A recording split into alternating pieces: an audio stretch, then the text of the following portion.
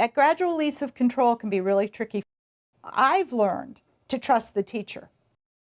Some teachers let go too quickly, but they realize it and they back up and they provide a little bit more support and the kids get to where they need to be. Other teachers initially have trouble letting go and students are ready to go more independently, ready to start writing more on their own, but the teacher's still doing the collaborative writing with them. And what we're seeing is what you would expect with any instructional approach. As teachers have more experience with it, they're more fluent, they're more adaptive, and they're more able to make judgments for individual students and differentiate and individualize to the needs in their classroom. Now we're going to talk specifically about each stage, and we're going to go through them in a more in-depth way so you can see how they look and how they progress. The first one is activate and develop background knowledge. It includes getting students interested about that genre. It's important that they connect that genre to their life. We also want to know what they know about this genre. Do they have the pre-skills to begin? Do they have the vocabulary necessary to proceed? We are also going to read and discuss models during this stage to try to activate what they already know and fill in those gaps. After we assess their skills, we're going to begin teaching a strategy or a mnemonic. And then we're going to briefly introduce in this stage the self-regulation and goal-setting strategies. We want to assess what the students know, and if we can trigger information they already have and they produce it when we pre-assess, that saves us time and we're not teaching them something they already know. Some of the important aspects of second stage discuss it are: we discuss the significance and benefits of the self-regulation strategies that we want to develop. We want to focus on students' current writing and self-regulation abilities, what they say to themselves, their attitudes, and their beliefs about writing. All of the steps in the writing process are discussed, including mnemonics and goals.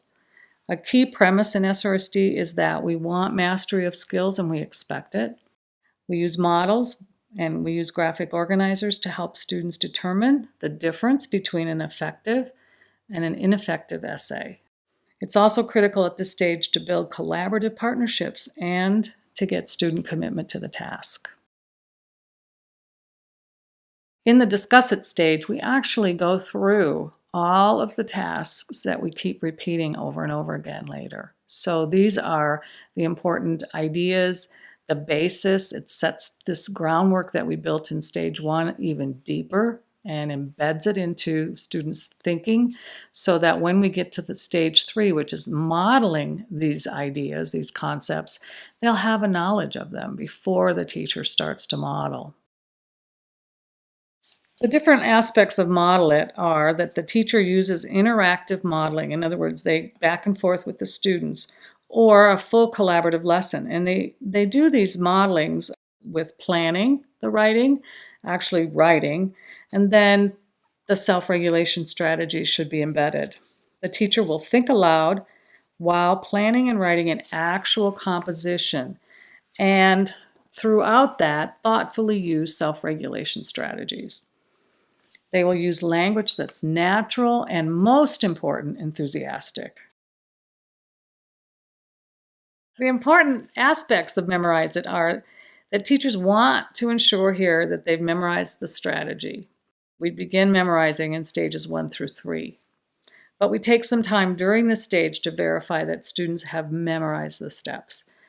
Basically, we want students to internalize the strategy using the mnemonic and personalized self-statements. This stage is important, especially for struggling students. And if they don't have it internally, when they're out in other classes or they're having their state test and they're asked to write a certain kind of essay, if they haven't memorized it, they're not going to be able to use it. So it's critical that we make sure struggling students have this down. Aspects of the supported stage that are important are the need for teacher scaffolding of the strategies that have been previously taught in stages 1 through 3. The teacher also provides as much support as is needed for students to attain their goals. There will also be collaborative writing, development of self-statements, and this is where we really think about generalization of skills. The research is really clear that in order for students to be successful and independent, that we have to gradually release the responsibility of instruction to them. And we do this by introducing, modeling, and then the collaborative writing and planning, and then eventually they do it themselves. Stage 6, the independent stage, is what we're all working for. We provide an opportunity to move students who've not already switched from that overt to covert writing.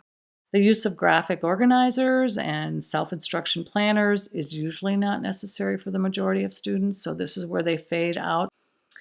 Our goal is to have students independently update their own self-regulation plans. Generally, this stage continues the fading of scaffolds from stage 5 to complete independence. Work in this stage also ensures that transfer to other environments is implemented. If I could wrap up all the 6 stages, here are the important takeaways or the big ideas that I want you to go away with, and they are: the 6 stages provide a general format and guidelines for you.